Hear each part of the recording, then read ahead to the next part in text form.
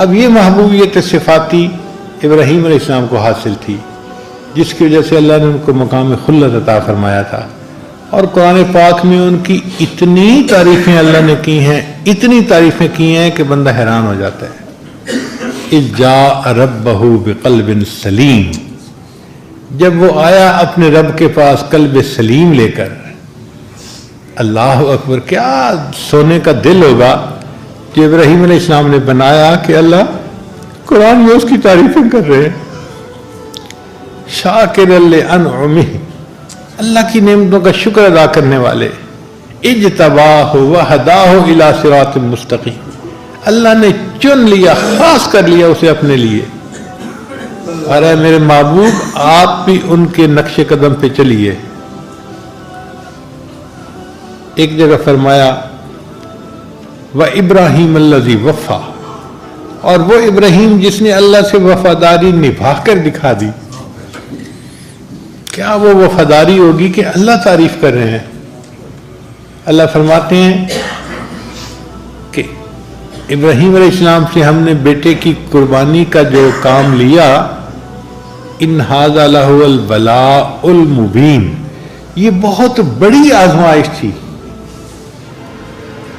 جو ابراہیم علیہ السلام سے مانگی گئی قربانی بیٹے کی، یہ بہت بڑی قربانی تھی، مگر اللہ فرماتے ہیں سلام علی ابراہیم، ابراہیم تجھ پر سلامتی ہو۔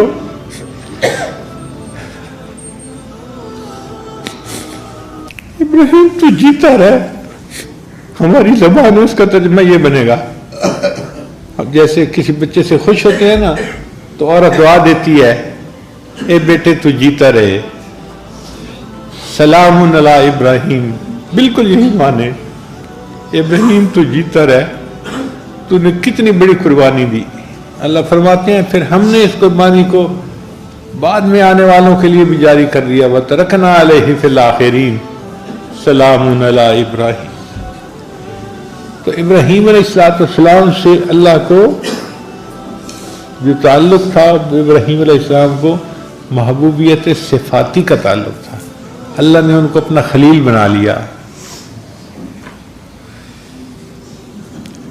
تو نبی علیہ السلام کے دل کی تمنا تھی کہ یا اللہ، محبوبیت ذاتی تو آپ نے مجھے اپنی رحمت سے عطا فرما دی، اب میں دنیا میں ایسا بن کے رہنا چاہتا ہوں کہ مجھے محبوبیت صفاتی بھی نصیب ہو جائے، تاکہ چیز اپنے کمال کے درجے تک پہنچ جائے، اجماع ہو جائے محبوبیت صفاتی اور محبوبیت ذاتی کا۔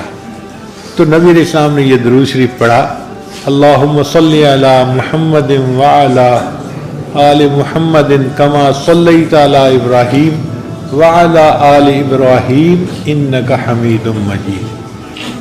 پھر پڑھا اللہم بارک علی محمد وعلی آل محمد کما بارکت علی ابراہیم وعلی آل ابراہیم انک حمید مجید۔ تو یہ اصل میں نبی علیہ السلام اس کمال کو پسند کرنا چاہتے تھے، یعنی نبی علیہ السلام چاہتے تھے کہ میری حقیقت محمدی جو ہے وہ حقیقت احمدی کے ساتھ متصل ہو جائے۔ آپ کا نام محمد اس دنیا میں تھا، آخرت میں آپ کا نام احمد ہوگا۔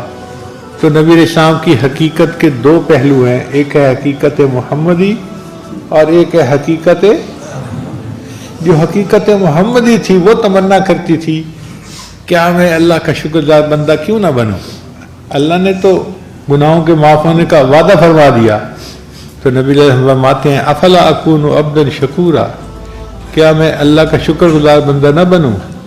وہ جو حقیقت محمدی تھی وہ تڑپتی تھی کہ کاش میں عروج حاصل کروں حتیٰ کہ حقیقت احمدی کے ساتھ وصل ہو جاؤں۔ اس لیے نبی اسلام مجاہدہ فرماتے تھے، مشقت اٹھاتے تھے، دین کی خاطر آپ نے بہت قربانیاں دی۔ اور امام ربانی مجدد ثانیہ نے اپنے مکتوبات میں لکھا ہے کہ نبی علیہ السلام نے جو امت کو دین سکھایا اور امت نے نیکیاں کی، اب اس کا ثواب نبی علیہ السلام کے اعمال نامے میں بھی گیا نا، الدال علی الخیر کفاعلہ، تو یہ ثواب نبی علیہ السلام کے بھی حصے میں گیا۔ اور یہ اتنا ثواب کہ مجدد صاحب فرماتے ہیں کہ نبی علیہ السلام کے پردہ فرمانے کے 1000 سال کے بعد حقیقت محمدی کو عروج حاصل ہوا اور وہ حقیقت احمدی کے ساتھ متصل ہو گئی۔ اب نبی علیہ السلام کی دونوں حقیقتیں ایک ہیں۔ آپ کو اللہ نے محبوبیت ذاتی بھی دی ہے اور آپ کو اللہ نے محبوبیت صفاتی بھی دی ہے، اور یہ محبوبیت صفاتی دنیا میں مل سکتی تھی اور نہیں کہیں مل سکتی۔ دنیا ہی ہے جس میں انسان اعمال کرے تو اس کو اللہ تعالیٰ روحانی ترقی عطا فرماتے ہیں، تو اس لیے درود شریف آ گیا۔ اب درود شریف کے بعد پھر دعا سکھائی گئی، تو دیکھو کتنی خوبصورت دعا، رب اجعلنی مقیم الصلاۃ ومن ذریتی ربنا وتقبل دعا ربنا اغفر لی ولوالدی وللمؤمنین یوم یقوم الحساب۔ اب آپ سبحانک اللہم سے لے کے یوم یقوم الحساب تک دیکھیں کیا خوبصورت مضمون ہے نماز میں۔ اور اگر انسان کو ان معنی کا اندازہ ہو اور پتہ ہو کہ میں اپنے رب کے سامنے کھڑا ہوں، تو انسان اپنی نماز کو انجوائے کرتا ہے۔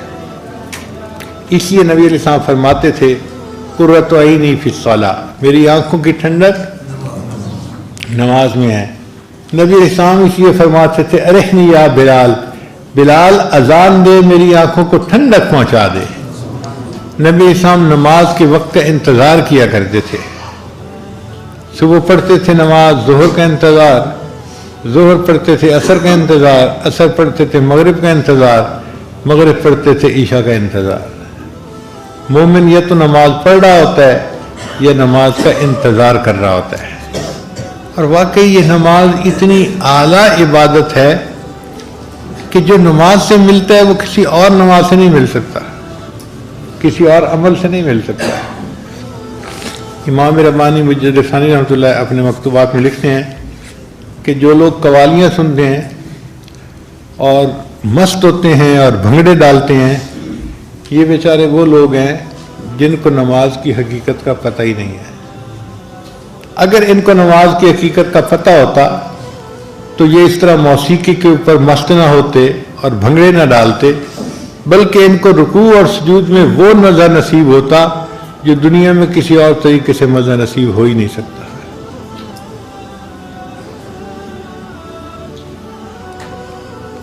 اس لیے ہمارے مشائخ جو بیعت ہوتے تھے نا، تو ان کا مقصد یہی ہوتا تھا کہ اپنے شیخ سے نماز کے اسرار و رموز سیکھیں اور اپنے اکابر جیسی نماز پڑھنا ہمیں بھی حاصل ہو جائے۔ شاہ اسماعیل شہید رحمۃ اللہ علیہ سید احمد شہید رحمۃ اللہ کی خدمت میں حاضر ہوئے تو یہ کہا کہ حضرت مجھے بھی صحابہ جیسی نماز پڑھنا سکھا دیں، مجھے بھی صحابہ جیسی نماز پڑھنا سکھا دیں۔ تو شاہ اسماعیل شہید رحمۃ اللہ علیہ نے رات کو ان کی چارپائی اپنی چارپائی کے قریب لگوا دی، تہجد کے وقت پوچھا اسماعیل اٹھ گئے ہو؟ حضرت اٹھ گیا ہوں، جاؤ وضو کر کے آؤ۔ وہ کہتے ہیں کہ میں گیا اور وضو کر کے آیا۔ پوچھا وضو کر لیا؟ حضرت وضو کر لیا۔ تو فرمایا اچھا اللہ کے لیے 2 رکعت پڑھ لو۔ وہ فرماتے ہیں کہ شاہ سید احمد شہید رحمۃ اللہ نے یہ جو لفظ کہا نا کہ اللہ کے لیے 2 رکعت پڑھ دو، اس نے میرے دل کا تالا ہی کھول دیا۔ میں نماز میں کھڑا ہوا، میرے آنسو نہیں تھمتے تھے، وہ تالے کھل گئے تھے۔ اور اس دن میں نے پہلی مرتبہ ایسی نماز پڑھی کہ مجھے گمان ہوا کہ شاید صحابہ ایسی نماز پڑھتے تھے۔ اس نماز کو ہمیں سیکھنا چاہیے اور اس کو ایسے پڑھنا چاہیے کہ اللہ کو پسند آ جائے، ہماری نماز اللہ کو پسند آ جائے۔ اس لیے ساجد نے آپ حضرات کی خدمت میں آج نماز کے بارے میں چند باتیں عرض کر دی۔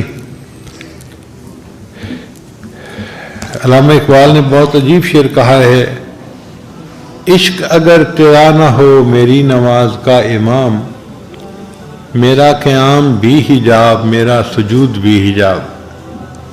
اللہ کا عشق جو ہے وہ ہماری نماز کا امام ہو، پھر نماز نماز ہوگی۔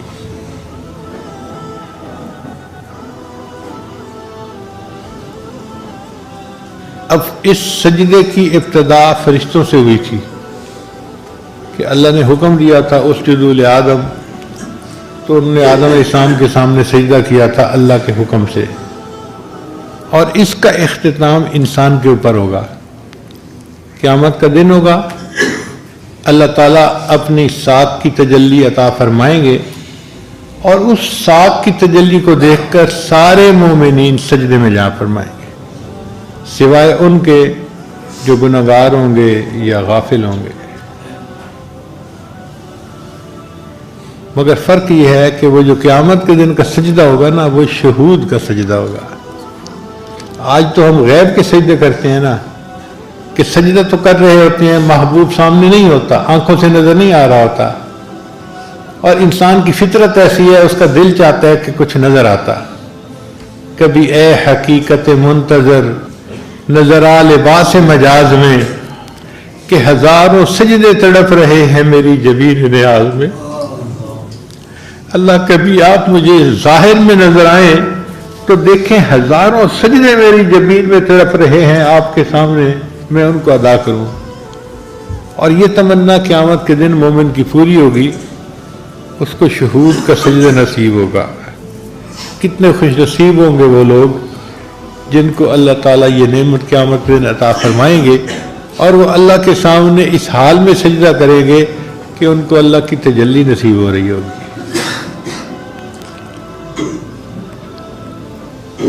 میری زندگی تو فراق ہے، رگ جاں سے لاکھ کری سہی، وہ نگاہ شوق سے دور ہے،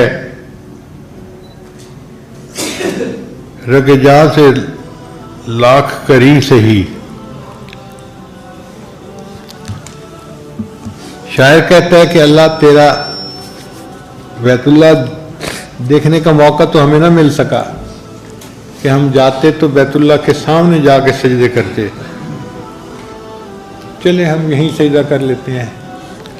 تیرا در تو ہم کو نہ مل سکا، تیری راہ گزر کی زمین سے ہی، تیرا در تو ہم کو نہ مل سکا، تیری راہ گزر کی زمین سے ہی، ہمیں سجدہ کرنے سے کام ہے، جو وہاں نہیں تو یہیں سے ہی۔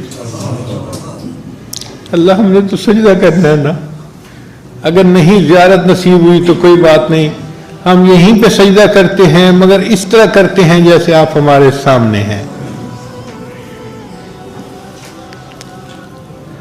سر طور ہو سر حشر ہو، ہمیں انتظار قبول ہے۔ اے اللہ آپ اپنے دیدار کا وعدہ تو کرے نا، طور پہ کرواتے ہیں تو اس کا بھی انتظار کر لیں گے، اور حشر کے دن کا وعدہ کرتے ہیں تو ہم اس دن کا بھی انتظار کر لیں گے۔ سر طور ہو سر حشر ہو، ہمیں انتظار قبول ہے۔ وہ کبھی ملیں وہ کہیں ملیں، وہ کبھی صحیح وہ کہیں صحیح۔ اب جب چاہیں اور جہاں چاہیں تجلی کا وعدہ فرمائیں، اللہ ہم اس کا انتظار کرنے کے لیے تیار ہیں۔